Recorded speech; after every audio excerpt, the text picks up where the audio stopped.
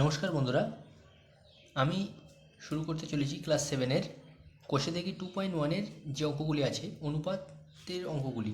ঠিক আছে, চলো শুরু করা যাক। প্রথম যে অঙ্কটি আছে সে অঙ্কটি কি বলেছে দেখে নেব আমরা। প্রথমে একের দাগে বলেছে 1 কিগ্রা চালের দাম 40 টাকা এবং 1 কিগ্রা ডালের দাম 100 টাকা। এবার বলেছে চাল ও ডালের অনুপাতটা বের করতে বলেছে। দেখে নিই, পরিমাণ তো দেওয়া, একটু কত টাকা করে দেওয়া সেটা দেওয়াই আছে, তাহলে শুধু অনুপাতটা বের করলে হয়ে যাবে। তো অতএব চাল ও ডালের অনুপাত, ঠিক আছে, চাল ও ডালের অনুপাতটা বের করবো। তাহলে এদিকে লিখবো চাল আর এদিকে লিখবো ইস্টু ডাল। ঠিক আছে, চালের দাম কত বলেছে না 40 টাকা, 1 কিগ্রা চালের দাম 40 টাকা, আর 1 কিগ্রা ডালের দাম কত 100 টাকা। দেখো এদিকে একটা শূন্য আছে, এদিকে একটা শূন্য আছে, একই শূন্য থাকলে দুদিকে আউট হয়ে যায় অনুপাতের ক্ষেত্রে। একটা 4 থাকলো আর এদিকে 10 থাকলো। এবার 4 মানে কত, 2 গুণ 2, আর 10 মানে কত 2 গুণ 5। তাহলে একটা 2 দুই দিক থেকে আউট হয়ে যাবে, তাহলে কি পড়ে থাকবে, একটা 2 পড়ে থাকবে এদিকে আর এদিকে একটা 5 পড়ে থাকবে, তাহলে 2:5 এদিকের অ্যান্সার হয়ে যাবে। ঠিক আছে, চলো একের দাগ হয়ে গেল। এবার আমরা দেখবো দুইয়ের দাগের অঙ্কটা। দুইয়ের দাগের অঙ্কটিতে কী বলেছে না, একটা ত্রিভুজ এঁকে দিয়েছে এবং বলেছে যে এই ত্রিভুজের যে তিনটি কোণ দেওয়া আছে, একটা আছে 50 ডিগ্রি, একটা 60 ডিগ্রি, একটা 70 ডিগ্রি। এবার এই তিনটে কোণের ওই যে মানটা হবে সেটা কত হবে সেটা বের করতে বলছি। তাহলে কী লিখবো, কোণ বিএসি, বিএসি, এসি মানে এই যে মাঝখানে যে মানে যে চিহ্নটা থাকে সেইটা হচ্ছে কোণের সাইন। ঠিক আছে, বিএসি। তাহলে এ কোণটা 60 ডিগ্রি দেওয়া আছে, তাহলে এ কোণ 60 ডিগ্রি, এটা সমান 60 ডিগ্রি। বি কোণ মানে কোনটা বলো তো, এবিসি যেটা আছে সেটা হচ্ছে আমাদের বি কোণ, এ বি সি, যেটা মাঝখানে থাকে সেটা কাউন্ট করতে হয় বি। তাহলে বি কোণটা কত বলে দিয়েছে, বি কোণটা বলে দিয়েছে 50 ডিগ্রি। আর সি কোণটা কত বলে দিয়েছে, মানে এ সি বি, সি কোণটা কত বলে দিয়েছে আমাদের না 70 ডিগ্রি। এবার বলেছে এই তিনটের অনুপাত কত হবে, তাহলে BAC is to ABC is to A C B, এই তিনটে কোণের অনুপাতটা আমরা বের করে নেব। তাহলে প্রথম যে কোণটা আছে বিএসি সেখানে লিখে দেবো 60 ডিগ্রি, ভালো কথা। তারপরে যে কোণটা আছে সেটা হচ্ছে এবিসি, সেখানে কত লিখবো 50 ডিগ্রি। তারপরে যে কোণটা আছে সেটা লিখবো 70 ডিগ্রি। এবার প্রত্যেকটার থেকে যদি শূন্যগুলো বাদ দিয়ে দিই কী পড়ে থাকে, 6:5:7, তাহলে কী পড়ে থাকলো আমাদের অ্যান্সার কী চলে আসলো, তিনটে কোণের অনুপাত 6:5:7। ওকে, ক্লিয়ার। এরপর আমরা দেখে নেব তিনের দাগের অঙ্কটা। তিনের দাগের অঙ্কটিতে বলেছে একটি পেন্সিলের দাম 3 টাকা ও একটি লজেন্সের দাম 50 পয়সা। একটি পেন্সিল ও লজেন্সের দামের অনুপাত হিসেব করতে বলেছে। খুবই সহজ, পেন্সিল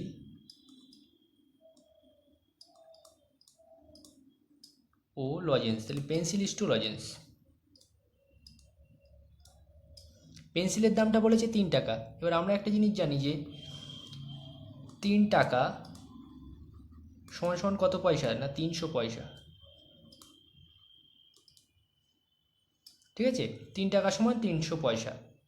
তাহলে পেন্সিলের দামের এখানে কত লিখবো আমরা না 300 পয়সা, তাহলে 300 লিখে দেবো ইস টু লজেন্সের দামটা পয়সায় যেহেতু দেওয়া আছে তাহলে পয়সায় লিখে দেবো 50 পয়সা। লজেন্সের দামটা 50 পয়সায় দেওয়া, সেই জন্যই আমরা 3 টাকাটাকে পয়সায় পরিণত করে নিলাম। এবার দেখো এই একটা শূন্য আর এই একটা শূন্য কেটে যাবে, তাহলে কি পড়ে থাকবে 30:5। এবার দেখব 30 মানে কত লিখতে পারি আমরা, 5 গুণ 6, 5 ছক 30 লিখতে পারি, ইস টু 5 আছে এদিকে লিখে দেবো। তাহলে এদিকের 5টা আউট হয়ে যাবে, এদিকের 5টা আউট হয়ে যাবে। এখানে 5-এর সাথে কিছু গুণ না থাকা মানে 1 গুণ থাকা, 5 1 5, তাহলে এই 5টা আউট হয়ে যাবে, এই 5টা আউট হয়ে যাবে। উভয় পক্ষে একই জিনিস থাকলে আউট হয়ে যায়, তাহলে কী পড়ে থাকবে 6:1। তাহলে আমাদের অ্যান্সার কী চলে আসলো 6:1, এটাই আমাদের অ্যান্সার। তাহলে পেন্সিল ও লজেন্সের অনুপাত কত দাঁড়ালো 6:1। চলো পরের অঙ্কটা দেখে নিই। এবার আমরা 4-এর দাগের অঙ্কটা দেখব। 4-এর দাগের অঙ্কটিতে বলেছে এই এক আধুলি, সর্বপ্রথমে আমরা জানবো আধুলি মানে কি। 4 এক আধুলি মানে হচ্ছে 50 পয়সা। আধুলি, আধুলি মানে 50 পয়সা, এটা সবাই মনে রাখবে। এক আধুলি মানে 50 পয়সা। পরীক্ষায় প্রশ্ন একটু ঘুরিয়ে দিলে তখন এরকম প্রশ্ন দিয়ে দেবে। এবার আমাদের বলেছে এক আধুলি 1 টাকা ও 2 টাকার মুদ্রার মূল্যের অনুপাতটা আমাদের বের করতে বলেছে। 1 টাকা মানে কত? 100 পয়সা। এরপরে বলেছে 2 টাকা মানে কত? 200 পয়সা। এবার বলেছে এই 3টে পয়সার অনুপাত বের করতে বলেছে। তাহলে কি বের করব না, আধুলি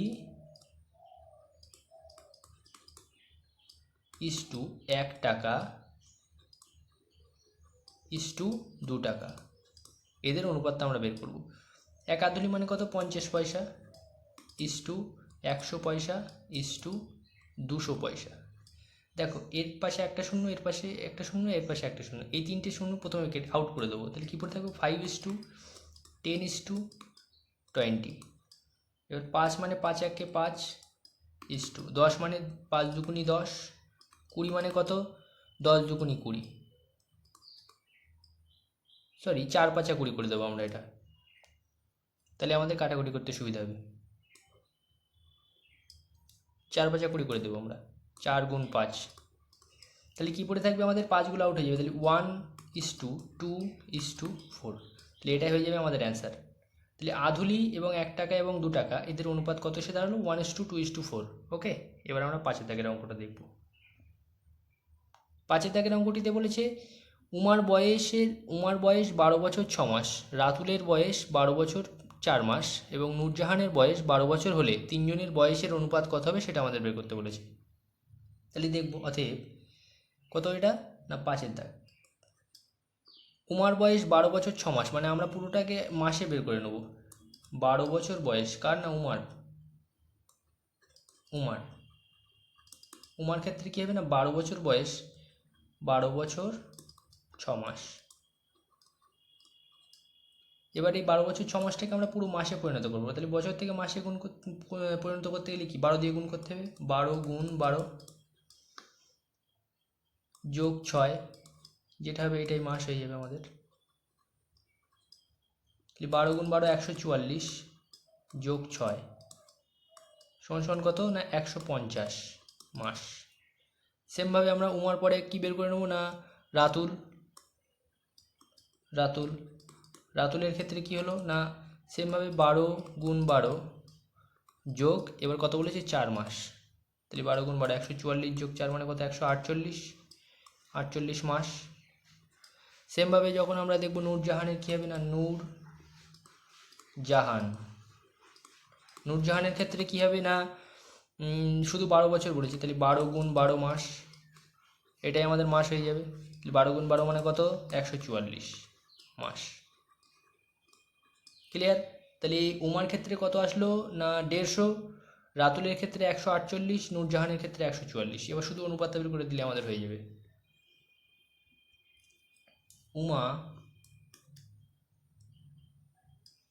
উমা ইস্টু রাতুল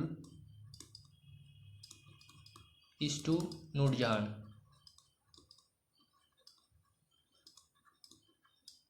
আচ্ছা, উমার বয়সটা প্রথমে কত বলেছিলাম আমরা? 150 মাস পেয়ে গিয়েছিলাম। আর রাতুলেরটা কত বেরিয়েছে না 148, আর নূরজাহানেরটা 144। কী করে বের করব? দেখো প্রত্যেক কটাকেই আমরা কত দিয়ে ভাগ করতে পারি সেটাকে প্রথমে দেখতে হবে। প্রথমটাকে 2 দিয়ে ভাগ করলে কত হয় না 75, এটাকে অর্ধেক করে দিলে কত হবে না 74, এটাকে অর্ধেক করে দিলে কত হবে না 72। সেমভাবে এবার দেখবো আমরা কোনটাকে কিভাবে ভাগ করতে পারি। এটাকে ভাগ করে কত হবে 5 15 75, আর এটাকে 5 দিয়ে যাবে না, এটাকে যাবে না, তাহলে আমাদের অ্যান্সার এটাই চলে আসবে। চলো এবার দেখে নেওয়া যাক পরের অঙ্কটি। এবার আমরা দেখব 6 দাগের অঙ্কটা। 6 দাগের অঙ্কটিতে কি বলেছে না সমকোণী সমদ্বিবাহু ত্রিভুজের কোণগুলির অনুপাত লিখি।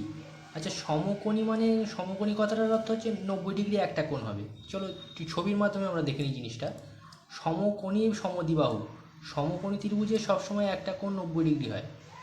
সমকোণ কথার অর্থ একটা কোণ 90 ডিগ্রি। যদি এই কোণটা 90 ডিগ্রি হয় তাহলে পরের যে দুটো একটা ত্রিভুজের সবকটা কোণের দৈর্ঘ্য সবসময় সমান হয়। ঠিক আছে, সবকটা কোণের দৈর্ঘ্য যেহেতু সমান হয় সরি সবকটা কোণের দৈর্ঘ্য সমান বলতে তিনটে কোণের যোগফল 180 ডিগ্রি হয়। এবার তিনটে কোণের যোগফল যদি 180 ডিগ্রি হয় এবং এইটা যদি 90 ডিগ্রি হয়, তাহলে বিপরীত যে দুটো কোণ হবে এই দুটো কোণ পুরো সমান হবে, সমদ্বিবাহু বলেছে এবং সমকোণী সমদ্বিবাহু। তাহলে এই যে বাহু দুটো সমান এবং এইটা 90 ডিগ্রি হলে এই যে দুটো কোণ হবে না, এই দুটো কোণ সমান হবে। তাহলে এইটা যদি 90 ডিগ্রি হয় তাহলে এটা কত করে হবে, দুটোর যোগফল 90 ডিগ্রি হতে হবে, আর 90 অর্ধেক মানে 45 ডিগ্রি এটা হতে হবে, আর এটাও 45 ডিগ্রি হতে হবে। তাহলে প্রথম কথা তিনটে কোণ তো আমরা প্রথমে পেলাম যে সমকোণী সমদ্বিবাহুর যে তিনটে কোণ হবে, তিনটে কোণের মান প্রথমে আমরা পেয়ে গেলাম, একটার মান 90 ডিগ্রি এবং একটা 45 আর একটাও 45। তাহলে এবার আমরা এদের অনুপাতটা শুধু বের করে নেব, ঠিক আছে। চলো নাম দিয়ে দিই আমরা, এটা এ, এটা বি, এটা সি। সেভাবে অনুপাতটা শুধু বের করে নেবো। আমাদের কাজ প্রথম কোণটা কি না, কোণ B A C is to কোণ A B C is to কোণ এ সি বি, ঠিক আছে।